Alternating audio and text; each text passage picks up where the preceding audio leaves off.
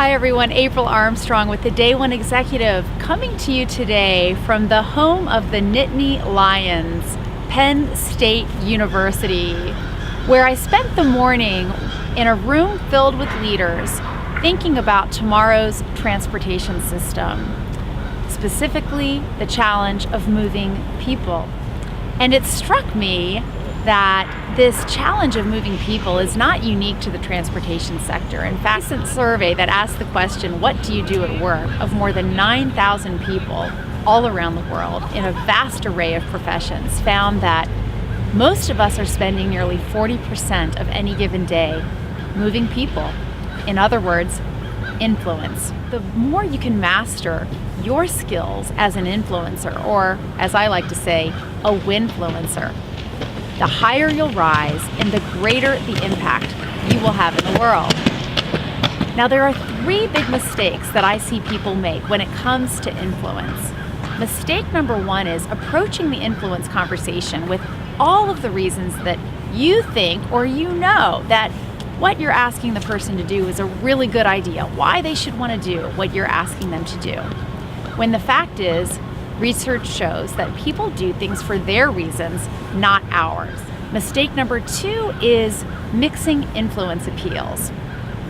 I credit Andrew Neitlich from Harvard Business School and the founder of the Center for Executive Coaching with identifying a minimum of 4 distinct influence appeals: head, heart, gut, and what he would call vision, or a spirit-based appeal. Often what you see is people will start with compelling facts and figures, and then they'll start to sprinkle in a lot of good, heartfelt reasons why people should want to go along with this idea, and maybe end on that resounding inspirational note.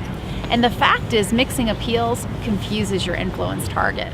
Mistake number 3 is failing to appreciate that the most important variable in your effectiveness as an influencer is perceived credibility. Now, I like to ask the question of people that I'm speaking with, think back to your most recent influence situation. Maybe you were going for a promotion or in an interview or pitching your company on a new idea that you have.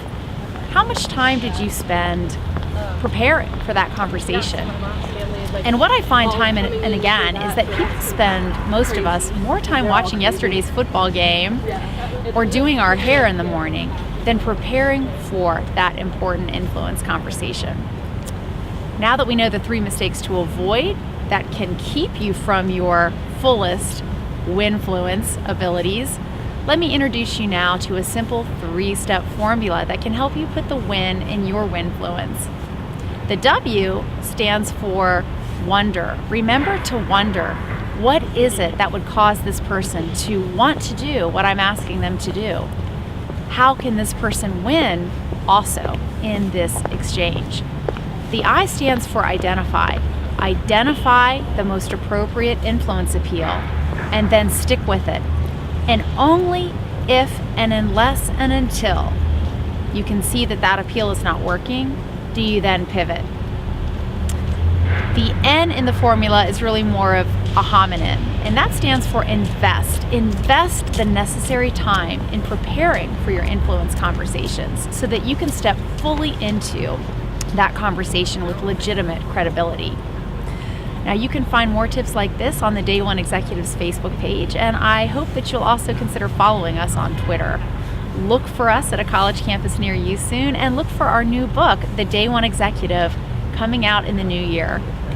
To your success.